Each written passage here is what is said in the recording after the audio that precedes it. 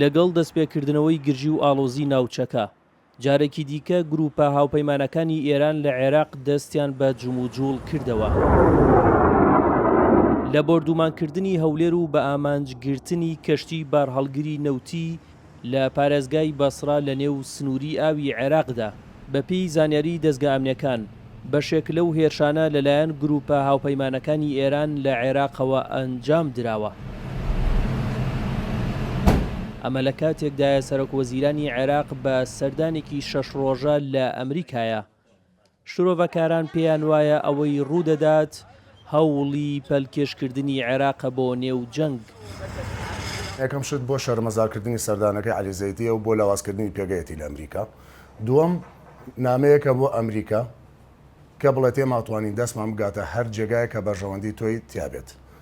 بۆ نمونە پێشتر کە وڵاتی عێراق پێویستە گرێبەست لەگەڵ هەرچ وڵاتێک بکات لە هەرچ بوارێکدا، ئێران بە شێوەیەکی ڕاستەوخۆ بەشداریە کرد و نایهێشت ئەو گرێبەستە سەر بگرێت. بەڵام ئێستا کە مەوزوعەکە ئەمریکایە معادلەکە ئەگۆڕدرێت. حکوومەتی عێراق بە پاڵپشتی ئەمریکا هەموو هەوڵەکانی چڕ کردووەتەوە بۆ چەکداماڵینی گروپە هاوپەیمانەکانی ئێران کە بەشێکی زۆریان لە نێو دامەزراوەی حەشدی شەعبیدا خۆیان کۆ کردووەتەوە.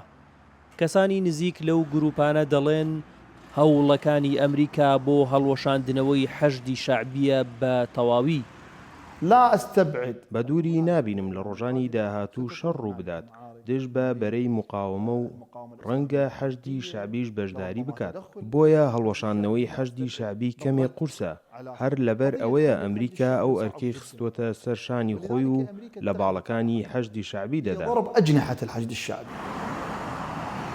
ناوچە سونیەکان لە پاش شەڕی داعشەوە گیرۆدەی دەستی ئەو گروپانەیە داوا دەکەن ئەمریکا بە جددی کار لەسەر هەڵوەشاندنەوە و چەکدانانیان بکات، چونکە عێراقیان خستووەتە دۆخێکەوە کە وڵاتانی ناوچەکە وەکو نەیار تەماشای دەکەن.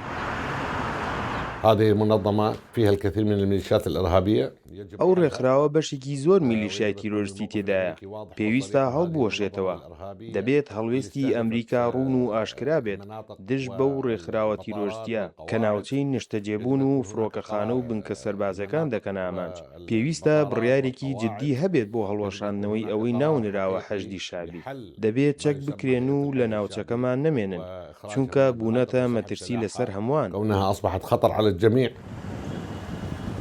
لە دوایین ڕاگەیەنراویاندا گروپە هاوپەیمانەکانی ئێران لە عێراق بڕی 10 ملیۆن دۆلاریان وەکو پاداشت دەست نیشان کرد بۆ کوشتنی سەرۆک دۆناڵد ترامپ. ئەمە لە کاتێکدا سەرۆکوەزیران هێشتا لە ئەمریکا نەگەڕاوەتەوە و سەرقاڵی گفتوگۆ و واژۆکردنی چەندین گرێبەستە لە بواری ئابووری و وزەدا. هونەر ئەحمەد بۆ دەنگی ئەمریکا، هەولێر.